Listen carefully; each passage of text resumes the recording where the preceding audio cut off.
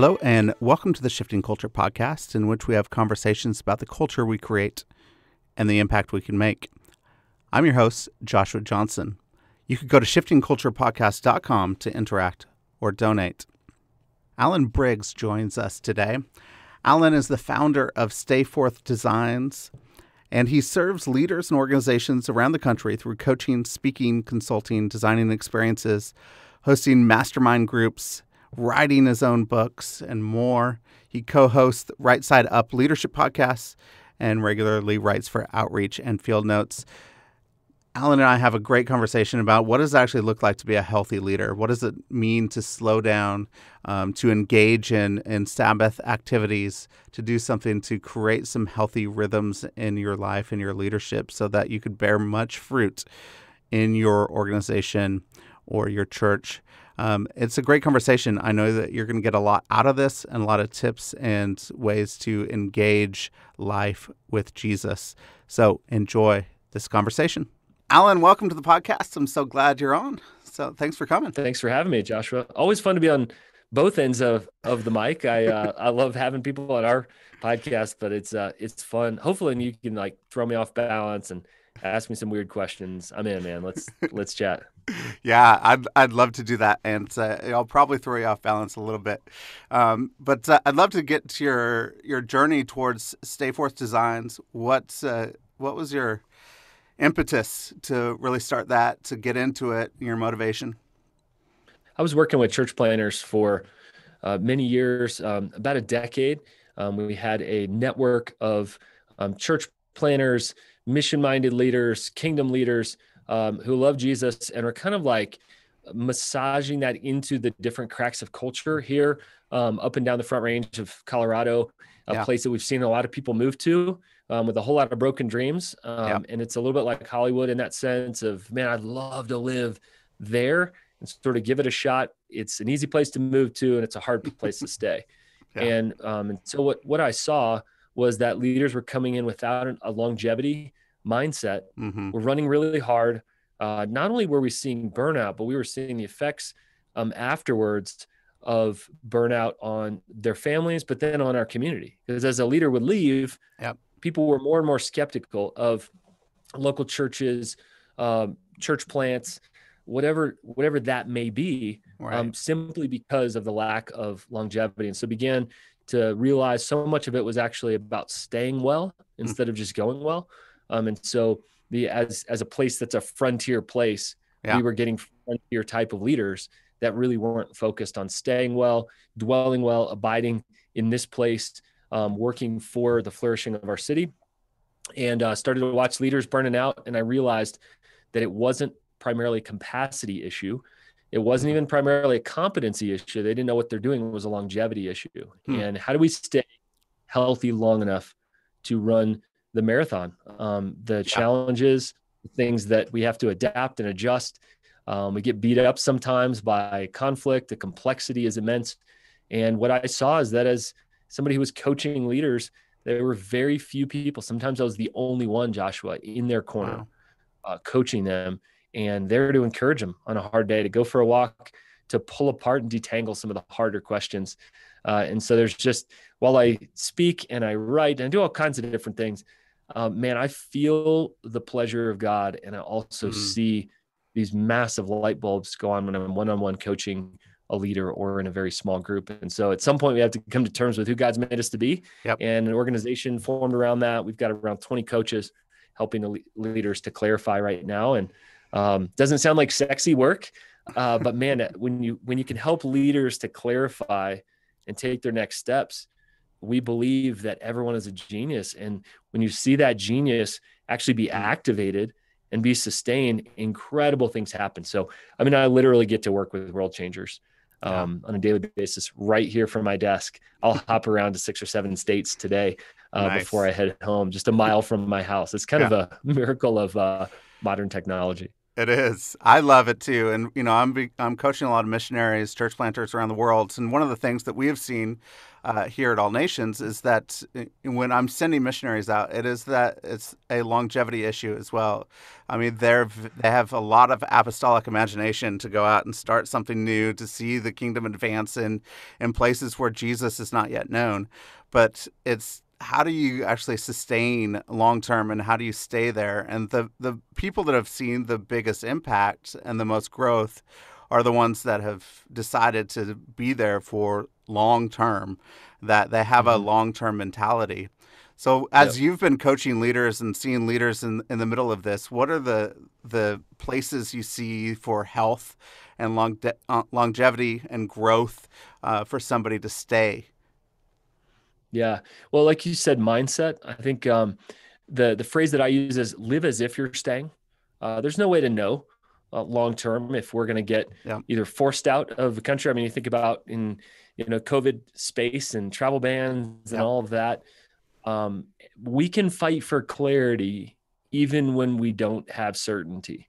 And that's really important difference between clarity and certainty. And so all week long, we help leaders fight for clarity. What is clear? What can we name in your life? Maybe you've come out of a season. Can we name the last season? Can we name the season it feels like we're heading into? And fighting for clarity, I think, is one of the greatest things we can do, because it has a directly proportionate relationship with overwhelm. And we don't use the term anxiety because that scares some people. And also experts can talk about capital A anxiety. But when we use overwhelm, everybody knows what we're talking about. Yeah. And there's a directly proportionate relationship. As clarity goes up, overwhelm goes down.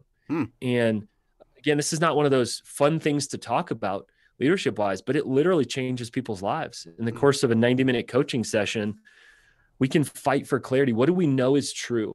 What is that emotion that you're feeling there? What decision have you just made, and how are you grieving it? What conflict are you facing? What do you believe is at the center of that conflict? What are we actually talking about here? What's the why below that? Whatever we want to do to fight for clarity. We see that overwhelm go down. And I think we're living out of our limbic brains, and we are making quick reactive decisions.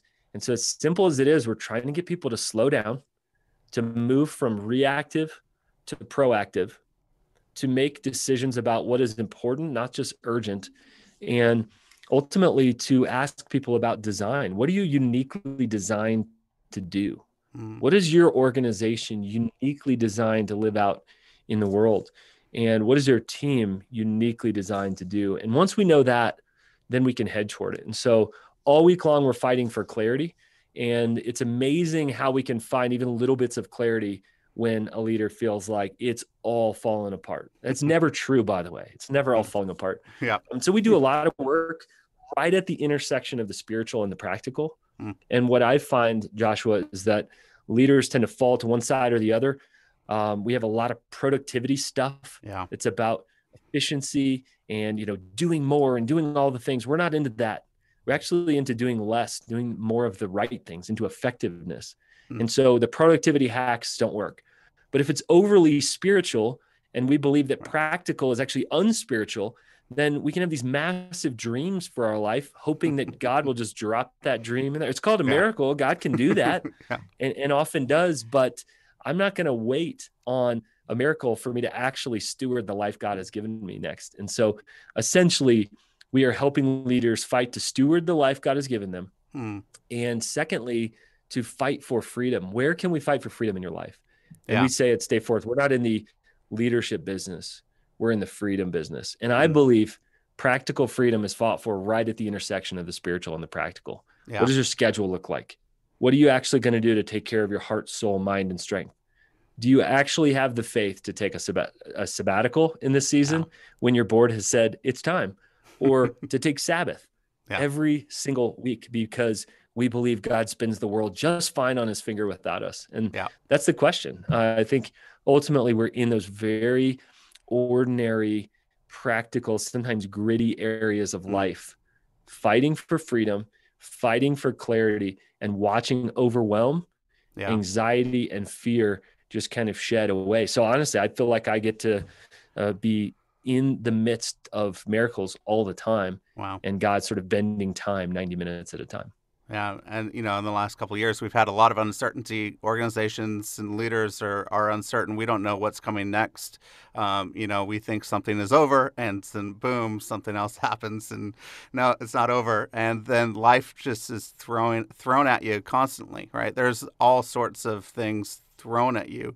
So how can you position yourself? Is there any practical examples that you have in your coaching that we position ourselves to not be reactive, but to be proactive in just faithfully walking out and stewarding the life God has given us? Yeah, really simple. There's two buckets. There's what we can control and what we can't control. And instead of the word control, let's use the word steward, because we give control a bad rap. And so let's use the word steward. What can I steward today? And what is not my job to steward?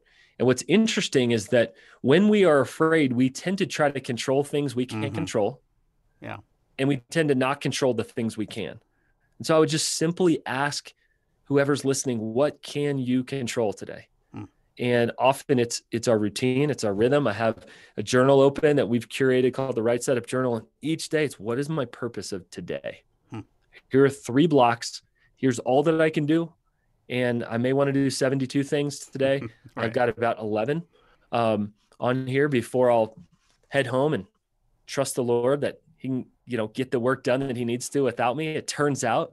And that God continues, to be at work. And so I can celebrate the things that I don't control, and I can steward the things that I do. And so what we say is, we don't take ourselves very seriously at Stay Forth. We take our work incredibly seriously. We only have so much time, and we want it to have a multiplicative impact on people, and coaching, one-on-one conversations. Even the kind of leaders that listen to this podcast are movement makers, change makers in the world.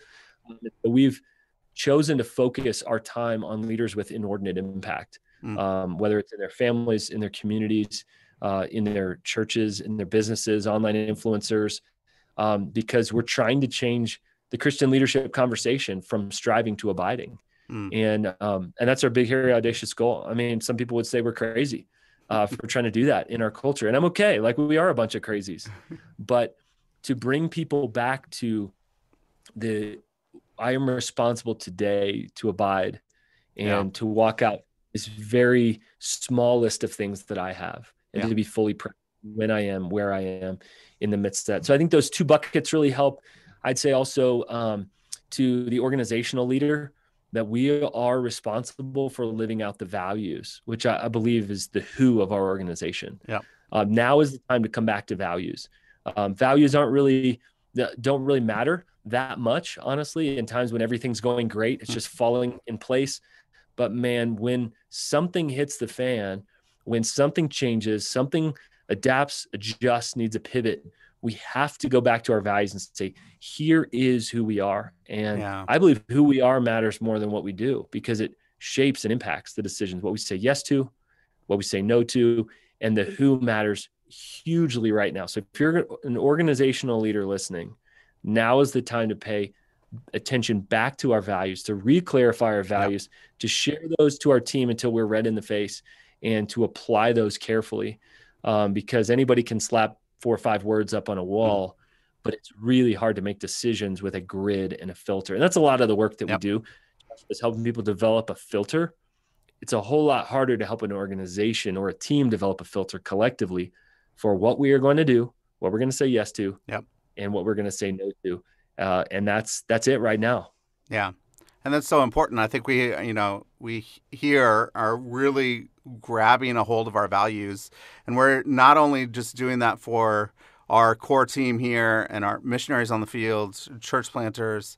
We're also doing it for any constituents, the people that pray for us, the people that support us financially.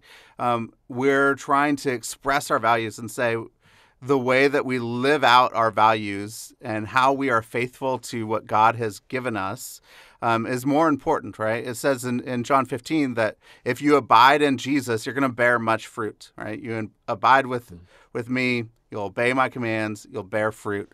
And he's the one that's in charge of the fruit, right? So we have to take those steps.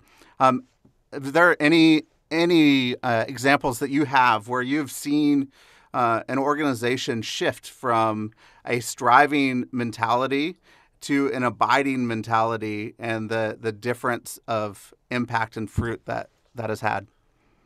Yeah, I've seen that on a individual layer or kind of leadership application to people's lives. And then I've seen that on the application to an organization. I can't share names here, right? I want to protect privacy, but it's interesting that success is more disorienting than failure. And I work with a lot of disoriented leaders because with success comes options. And nobody talks about this stuff. Is, oh, I want to be, famous, influential, successful, whatever words we use. We want to succeed. We want to do well with what is in our hands, but we don't understand what comes with that. And with that is going to be more opportunities to say no, more opportunities to disappoint people, more opportunities to have a really tight filter or grid for what we're going to say yes to. More people are fighting for our time. And so that's the space where people come into coaching, usually not where they're failing in huge ways, but where they're saying, this is the pain point. I don't know. I'm disoriented. This all seems good. And the fight is not between good and bad, between good and best are the leaders that come to us for coaching. So one leader is making a whole ton of money, trying to get out of debt and trying to figure out what is actually the good life for him, because at some point the opportunities are not between thousands, hundreds, thousands, they're between millions. And he's trying to figure out what is the good life for me. And he's found some clarity in that, heading toward those goals, not that it's been perfect. He's bumping along there, right, making mistakes and along the way, of course, and realizing that actually the vision for the good life is really about for abiding well, being a present father, being a present husband, and not feeling like he has to get yanked around to the next big opportunity. And so we push aside for him, decisions involving millions of dollars. We come back to what is the good life, the life that you are designed to live, and what is in your responsibility to steward. And we chip away at that week after week, 90 minutes at a time. A second one was a leader that actually just sold his company, and we went away for 4 days. We climbed peaks and went on a Polaris and had a whole lot of fun. We had some serious conversations next to the fire as well about sorting out, okay, so you've succeeded. What is the next season? And we do a lot of second half of life work, looking back and then being present in the moment and saying, what season are we in? And then looking ahead. And so just seeing huge gains and him clarifying, again, unique design. What am I designed for? So what if I have resources? How will I invest my best time? And then organizationally, working with an organization that was just given a massive property, and it's their second property, and they're having to scale way faster than they had imagined. And so I'm saying to this leader in this organization, what got you here is not going to get you there. And so to move from that addition mindset to that multiplication mindset is about him abiding more than it is striving. He actually needs to do less and be more present, be more relational, be more about communicating. And he's hustled to get here. And so you think the higher you are, the more you have to hustle, but actually sort of the higher on an org chart he gets, the more he gets time and space and needs to listen to the Lord more and has complex conversations and decisions. What I believe is that whether person or organization, it all comes back to leaders having to respond to the Lord. And you know that in terms of values don't just naturally get lived out. People choose to pay attention to those things and be faithful to those things. So couple snapshots. I could go for hours. I better not though. It's good. Have you, as they're coaching leaders, have you seen any commonality in between them? What are some of the major common themes that leaders are going through, the pain points that they're going through as they're walking and navigating this life? One of the phrases I use perpetually in leadership coaching is pay attention to what you pay attention to.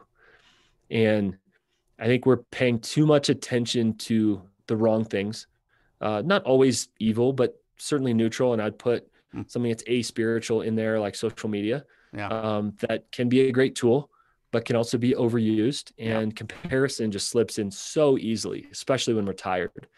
And so pay attention to what we pay attention to. What are the things we long for and what the things that we look forward to? And then what are the things that absolutely either drive us crazy or just wear us down. And so we talk a lot about drains and fills right now. So every single leader needs to reassess their drains and fills right now. And unfortunately, that applies to people as well. We need to get around people that give us life and encouraging people. And there are people that just want to bring complexity to us, that just want to bring conflict to us, that just want to throw things out, stir things up. God still loves them, but we don't have unlimited capacity for people, especially when we're tired. Second thing is every leader has to pay attention to energy investment right now. So not time management, but energy investment. Every single leader has energy leaks, and they're in very, very practical ways usually. And so we've got to take some steps there. I'm encouraging every organization to think about doing half as many meetings and making them twice as effective. And people immediately, well, you can never do that. We'll try. I'm reading a book right now called Shorter by a guy named Alex Pang, talking about the 4-day work week. And we have to pretty much throw out our old meeting rhythm and then create a new one. And I believe that with some intention and some momentum ahead of time, some preparation, right? Leaders, like we have to prepare. We can actually get greater results in half the time. And so our decentralized Stay Forth team, every Monday morning, Joshua, 30 minutes. We basically do a stand-up meeting. Here you go. What you got done last week, what you're going to get done this week. Let's go. Hands in, virtual hands in on Zoom, and then out. So those are a couple of things, again, really practical things. And of course, I just think the more tired we are, the more we need Sabbath. And we always need it. But I just think practically it's a gift. When we're parched, man, that water goes a long way. And so we never know how tired we are. And we are always more tired than we think. And so we've been through more than we think. We've led through more than we think. And I just know that for me, getting them a sweatpants over Thanksgiving break was exactly what I needed to just be and just relax and fill back up so I can pour back out. Yeah. And you can eat as much turkey as you want because those sweatpants, man, they could flex. They just keep expanding. So, absolutely. That's part of the point, I think. No jeans for 4 days. That's right. That's good. So, I mean, you've talked about Sabbath a few times. And so just for you, practically, what does it look like as you crafted your own Sabbath? How did you start to say, this is what it's going to look like for me and my family? And, what are the steps that you had to create that space for you? Well, first of all, I want to be honest that it didn't come proactively. It came reactively. I was a couple years into my ministry and leadership journey. And honestly, I was at the cusp of burnout. And I realized that I was kind of always working and kind of never working, if that makes sense. Kind of like my kids do homework. They're like it about 70% all the time, maybe 60%, where I was available. I was perma available. You could get a hold of me somehow. So kind of always working, kind of in my head, kind of available, but never really working that hard. And I've moved to a schedule of intensity where I'm fully on or fully off, fully present to my family or fully present to a coaching client or a podcast or writing, like we are right now. And that focus was key. And so I had to, literally to survive, to continue leading, I had to Sabbath. So I want to be clear about that. It wasn't like, this is what scripture says, so I'm going to do it. It was God just grabbed me kicking and screaming like a fool into that. A lot of us get into that way. And it literally saved my life. And as an experiential learner, primarily, I had to get pummeled by leadership and people's expectation and conflict and complexity to get to the end of myself, like many young leaders, especially young men. We just don't believe it until we don't have any more gas in the tank. Charisma and energy will only get us so far. And I got to the end of that, like really quickly. And I almost burned out in about 2 years. So since then, it depends on our season of life with kids. The adoption season looked very different from the open nesting season, or I guess from the double income, no kids season. The empty nest season looks very different for people. We've got 4 kids right now. And there are seasons when my wife and I both had the full day off together. And I just think the commonality there, again, back to drains and fills, it's a get to day in a have to world. And to just ask yourself, is this a get to? Mm. moment. There are books I read for work that I really feel like I have to stay close with my leadership craft and what other people are learning. Yep. And then there are books that I just get to pick up. So I'm reading kind of a cartoony type, kind of a fun book right now. I just wanted to pick it up for a while. And that's my get to book. And that's very different from what I'll read on Sabbath. My cups of coffee and my meals are longer on Sabbath. And it's a get to of why not? Let me go out to a coffee shop and eat an amazing cinnamon roll. And I know people that eat really healthy on their Sabbath and they absolutely love, they'd go get a smoothie, right? But does it feel like a get to kind of thing? Even exercise looks different. And I tend to I live in Colorado, so I'll be out in creation for part of that time. And try not to just do those mundane things like errands that are just kind of a different type of work. And screen time is, I try to limit that on Sabbath. And again, I'm no perfect leader and no perfect Sabbath keeper. And it's really not even about that. But if it's draining to sit there on social media, that's the bad choice of time. But if it's fun to go watch a silly movie with my kids, that could be a great use of time. Pull the popcorn out and let's do that. So that's sort of how I've stumbled through Sabbath. And again, I would encourage you listening to think through the practical aspects for you. Every time I'm outside in creation, my mood swings up. Pay attention to what you pay attention to. Yeah, that's so good. And a lot of those things are, my wife and I, as we're trying to be really intentional with our Sabbath. I mean, we haven't been that intentional in the past, and we're just saying we have to do it. And we have to be intentional. It looks different. We have a 4-year-old at home, so it looks. I mean, he's wild and rambunctious and fun, and so I got 4 of those, man. Expends a lot of energy, right? And so we have to take care of that. But what does it actually look like to sit down and to rest, to start with a meal on a Friday night for us that is very intentional, to pray together. And just know that, hey, this is a time with Jesus, and to figure out what that relationship looks like. And then, like last week we did a movie with my 4-year-old. We went to the theater and saw something incredible. So those are the fun that's so things important we get to do. To pay attention to the season, because sometimes we're feeling guilty that we're not just, like you say, to sit around and blank. In this season, it may be chasing a kid around at the park. And that might not feel that Sabbathy. You look at somebody else and, they're out for some long dinner somewhere and they're on a weekend camping trip. You're like, oh, that's really what it is. You got to figure out what it is for you in this season or phase of life, bring the family into it. And then one really important thing for ministry leaders is we tend to build so much of our week around transformation in other people's lives. And I know certainly, that's most of my time is helping people transform into who God has designed them to be, but you can't measure that and you can't physically, tangibly have that. And so I encourage people to pick up habits that are, hobbies, things they love to do. If I can build something during my Sabbath, I am so happy. If I can stain something, if I can cut something, if I can build something out of reclaimed wood, I have a pile of wood that I keep behind my shed and I'll just pull it out, and my wife kind of sees that I get in that like creation mode and like, I need splinters in my hands. I must build something. And it could be for 30 minutes or 3 hours. But to me, it is like, oh, that is so helpful because ministry is not very tangible.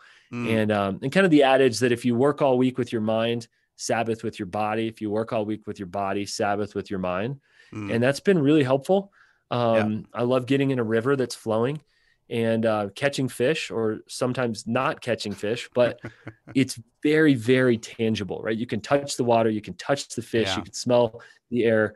And for a guy that spends, half my week coaching leaders on Zoom, I need that tangibility. So that can be helpful. And I know that helps a lot of leaders. That's really helpful. And I think actually having hobbies and interests and things that are outside of your ministry and your work is huge. It's something where, as an Enneagram 3, as I'm, as a performer and somebody who likes to put on some masks, I'm trying to actually shed that and figure out who am I really.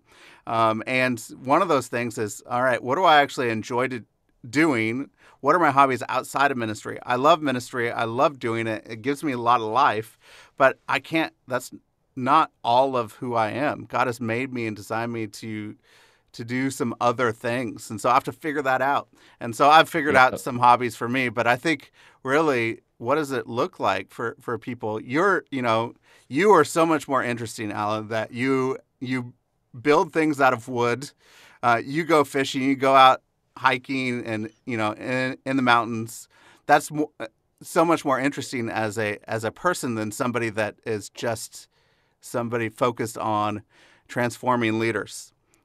Because All the time. yeah, Head down. This is all I do. Yeah. yeah, Yep. yeah. Yep. So And that's important. what's really cool, Joshua, to just build off that, is the more you do those hobbies, the more you see those are actually leadership development opportunities and professional opportunities. Yeah. And not that everything you do as a hobby needs to translate, but man, when you unique design, I call it convergence, when the circles of things that we enjoy doing and the things we either get paid to do or expected to do, Yeah. we host experiences at Stay Forth. And these are out in the mountains. And I tell people, we're not struggling. Don't feel sorry for us during these times. We're eating amazing meals, which I love, culinary greatness. We have a chef and a curator on staff, and he's unbelievable.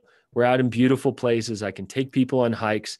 We're doing fun things in the outdoors. And those are what have shaped our experiences. And so I think the longer we pay attention to those things, the more we realize that life-giving for me, they're going to be life-giving for other people as well. And even for me, smoking meat or cooking it on the fire is something that I absolutely love. And so I have guys over, had a couple of raw steaks, a couple of weeks ago, and some charcuterie boards. Yeah. And I mean, just this ridiculous rub on this steak. And these guys are like, oh man, I thought we were getting like popcorn and crackers for snacks. And I'm like, we don't kid around here. And so we had about 15 ministry leaders in the backyard. And I love when work and play start to blur the lines. But if I hadn't explored a lot of the hobbies and know that they brought me life, I love, if they're bringing me life, why not share them with other people? And bring life to them as well. So that's been really fun convergence in my life. Yeah, that's so good. And, you're starting to look more like Jesus. It's, right before he went up to the Father, after he was resurrected, the last thing he did was go and have a barbecue on the beach with his friends to say goodbye. Hey, I received that. Jesus cooking. Yeah, that's right. Let's talk about that story for a second, because I've been fascinated by that story for a while now. When we start every experience, we call it breakfast on the beach. And we think about the food was the exact same in the feeding of the 5,000, right? Bread and loaves. And yet, to my knowledge, it's the only place we see Jesus cooking in Scripture. And I have all kinds of questions, like, did he actually cook the whole fire? Could he just produce coals? Was that a miracle situation? I don't know. There's a lot we don't know there. But what a cool moment to say, while you guys distributed food to everyone else, while the miracle happened through you, this right now is a meal for you. Yeah. And what I see as leaders starving for anything for them. All week long, we do things through us. Yeah. And breakfast on the beach, I hear Jesus kind of saying like, hey, you've seen this before. That was miraculous. This one's going to be special because I prepared this for you guys. A very normal meal they would have eaten at that time. And we just struggle to receive as leaders. And so that transformative moment where we realize that if we aren't being filled up, then we can't go fill other people up. It's a game changer. It is. That's so good. And I love it. That is my favorite story in the New Testament. So I love that. And, even in the road to Emmaus at the end, Jesus was known to everyone through the breaking of bread. So it is something, with, breaking of bread, of eating together, of being there with a meal with Jesus, that Jesus has something special for us with that, with, smoking meat and having great charcuterie boards. Like, there is something special there that's holy. Every time. Yeah. Every time. And you go deep. And so, I would encourage people to go deep in that with other people. And that cooking, that smoking of meat is something that takes a lot of time. It's slow. It's a slow process. On the beach with his followers, Jesus, making a fire is not a fast process. That's a slow process. And then, having that fish and cooking it. And so as we're entering into process, we get to interact with one another and go deep with one another. And that Jesus's way is not a instantaneous, this is it for you. We actually have to slow down and enter into what he has for us. And so what other ways have you found of the slowing process? What are some things for us that we can do to slow ourselves down and be fruitful at the same time? I know for me, I am accidentally almost always walking fast. And that communicates something Yeah. to other people, right? That I'm not going to slow him down or I don't have time for him. And so the discipline of walking Mm. again, like going out for a walk and not even maybe taking my phone with me, not trying to record Yeah. how many steps or how many miles, but just to walk. When I hike, I tend to, accomplish something or try to scramble over something, but Yeah. just a walk, plain old walk in the neighborhood. My wife and I love doing these, especially on a warm, long summer night. We'll just take the Yeah. family. Let's go for a walk. How long? I don't know. Let's just see. And so that's been a good discipline for me. Being with my kids in the afternoons. I started as an experiment and now I've shifted to a shorter workday. Mm. And I've had to, I'll call it a compressed workday. It's all still there. I'm actually getting Yeah. more done, but Mm. in shorter amounts of time. And some days guess what? I just don't have time Yeah. to check email because I don't have the priority to check it really. Yeah. And so picking my daughter up at school and my son up, ending the workday early, and then being present for the afternoon for them, I find that my mind just kind of winds down a little bit and I have time with them and just little things like getting them a snack or helping them with homework or whatever that Yep. looks like, has been really helpful for me. And I think a lot of these disciplines are related to food because we tend to use food as utility when Yeah. food is really an amazing gift as well. Each morning I take 10 minutes. I know it doesn't feel like much, but 10 minutes to slow down and to proactively look at my day. And I referenced the right side up journal that we've curated. And on the left page, literally it's just 3 blocks of morning, afternoon, and evening. And when I look at that, I realize I can't do everything that I want to do. Here's what I can do. And then on the right page, there's spots. I'm opening up my journal right now. There's spots where I can grab a thought or a question or be curious. And so it's kind of that like left brain, right brain piece of that. And in 10 minutes a day of slowing down, I actually look at my day and say, this is what really matters. And just to name the purpose of each day. And it all sort of centers around that axis. And most times it's around helping leaders to understand their identity and to get healthy and live from that. And I'll just tell you, Joshua, that just grounds my whole day. When I'll get a call or a text from a leader, I'll have space and I'll remember today is actually about helping these leaders. This is an opportunity. This is not a bother. And maybe the last one is just pushing off email or text until later, going in airplane mode, fully present. So I'm not getting 6 texts while we're talking right now or during a meeting. And then my brain is in a couple different places. And most leaders are skilled at being in a couple different places at the same time. But just to say, this is truly what matters to me today, what's right in front of my face. And if it isn't, then I scheduled poorly and I have a priority issue. Yeah. Yeah. That's so good. Those are great things for us to start to implement and to do. One of the things, I don't know, this just came to me, but what are some things or something? I mean, you could take it in any direction. You could take it as a personal thing or something you see in leaders. What are the things that Jesus is calling people into, maybe calling you into, that you fight most about, that you struggle to enter into it, to say, I don't know if I really want this, but it's actually something that's a gift from Jesus, but it's a struggle to actually enter into it? 2 things, and they're connected, that I see right now. Number 1 are limits. I think the Father is inviting us to pay attention to our limits. Yeah. I mentioned a lot of leaders running on low energy right now. And as we record this, we are in the midst of the holidays. And I believe there's an invitation that is to say, I have limits and I actually have less energy than I did in the past. Yeah. And I think if we can pay attention to what some have called the gift of limits, that in our culture, we want limitless. We want the person that's always available, can always produce content, can always create the next thing, can always show up to Yeah. the meeting prepared, can always, you name it. I can't always do anything.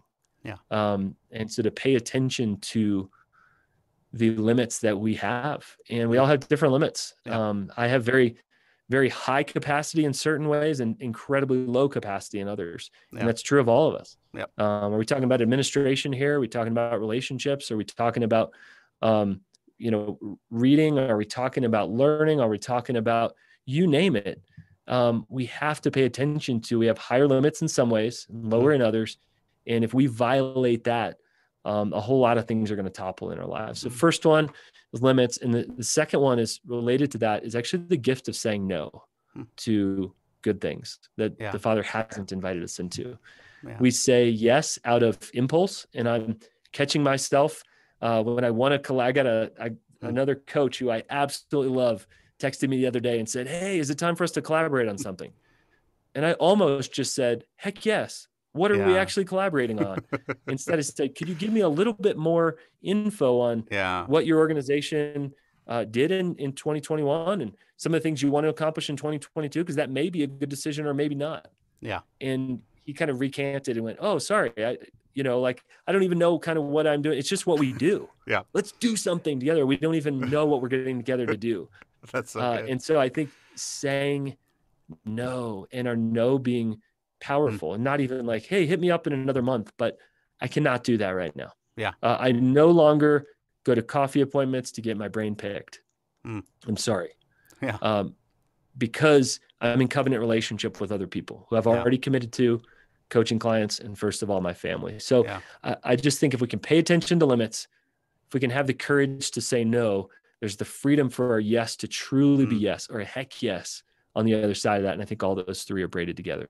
Yeah. And that's so good. I mean, we went through a process, just, an example, we were just invited onto eldership at our local church. And so, I mean, we're leading a mission organization. We're doing all sorts of different things. And so as we're contemplating that, it is, all right, Jesus, are you saying yes to this? Can I say yes, or am I going to say no? He said yes to us, so we're going to enter into it. But it meant that I have to say no to other things. There are things on the other ends and other sides of things that I'm going to have to say no to because of it. And so that was the limit. And I'm saying, okay, I say yes to this, but I'm going to say no to a lot of other things that are probably really good things. And one of the things that I spent a lot of time with leaders talking through, and especially in 2021, were filters. What are our filters? Proactive decisions ahead of time we have for a yes or a no. Yeah. And I'm telling you, if we have to make every decision in the moment, we're going to make some poor decisions. Yeah. But if ahead of time you make a decision, when emotions are high, intelligence is low.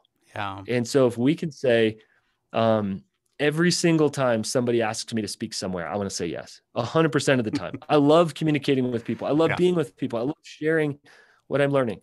Rarely is that a good decision for me to hop on a plane, leave my family, and go amidst the experiences that we're doing and amidst the other ways that people are coming to Colorado to meet with us. So having to say, hey, I would love to, do you mind just filling out this speaking request form? We can get a little bit of information and we'll take about 2 weeks to get back to you. Yeah. And those filters, those next steps are going to help me make the best decision I possibly can. And sometimes I said, I'm not taking any outside meetings outside of coaching or podcasting or whatever that is for the next 2 months. I've made the decision ahead of time. The decision's made for me. So I think that's even one more thing to add to what you're talking about, is to say that everything is guilty till proven innocent in this moment, so I can pay attention to margins, so I can pay attention to people in front of me, so I can pay attention to my team who desperately needs care and attention, which all of our teams do right now. So I think there are seasons of that where our filters need to even be higher. Yeah, that's so good. And it's so healthy to enter into that. 2 really quick questions at the end. One, if you could, I don't know if this is actually going to be quick, but if you could go back to your 21-year-old self, what advice would you give? Slow down and do your next right thing. Such good advice. So good. So good. What have you been reading, watching lately that you could recommend? Book called Shorter, I referenced earlier. talks about the 4-day work week and shorter meetings and how people are experimenting with that across fields. We actually have implemented that. My favorite books I've actually done something with, Yeah. and I know they've deeply impacted me. Priya Parker's book, The Art of Gathering, is phenomenal. Mm. And I think we need to reimagine why and how we're gathering in this season. Reading several on coaching. I always am. That's kind of more niche within the space. And one called New Power recently, talking about old power versus new powers, kind of social systems, could be really helpful for movemental leaders. I think we're seeing both the good and the bad of how easy it is to create environments and atmosphere and essentially a new type of power through some of the tools in our hands. So those would be three that I would throw out there. I'm always reading in spaces that can unify people. Yeah. And so I like to read about human nature. So Malcolm Gladwell type of things, Proverbs type of wisdom, that I could build a bridge with somebody who doesn't know Jesus and draw them into what I call a backdoor conversation on that. And so it's interesting. I'm often not reading Christian classics, although those are amazing. And that's a great discipline to do. It's, scripture here, and then sort of some of those modern day bridge building opportunities in terms of books. And I distill that in a monthly email called Change Makers to people, because I feel like I'm taking in more than I can actually steward myself. Yeah. And I want to kind of distill those nuggets to other people. If I can't get 100 coffees, I might as well send that to a couple hundred leaders. Yeah, that's good. So where can people find your work? Yeah, just head over to stayforth.com. So not go forth, but stay forth, stay forth designs. That's kind of a hub for all things, follow on the socials, but really over on our website, our coaching page and our experiences page, you can see we're putting most of our energy and effort right over there. I actually have a personal coaching page as well, just alanbriggs.coach. Want to help leaders and organizations continue to clarify who God's designed them to be, not my will for their life be done, but ultimately, how has God uniquely designed you? How do you more intentionally live into that with health so that we can go the long haul on that? And I know your heart is for that as well. So thanks for having me here. It's great to chat. Love what you guys are doing, both here on the podcast and across the world with some incredible leaders. Well, thanks, Alan. It was such a great time with you, and it was so great to have you on. So thank you so much.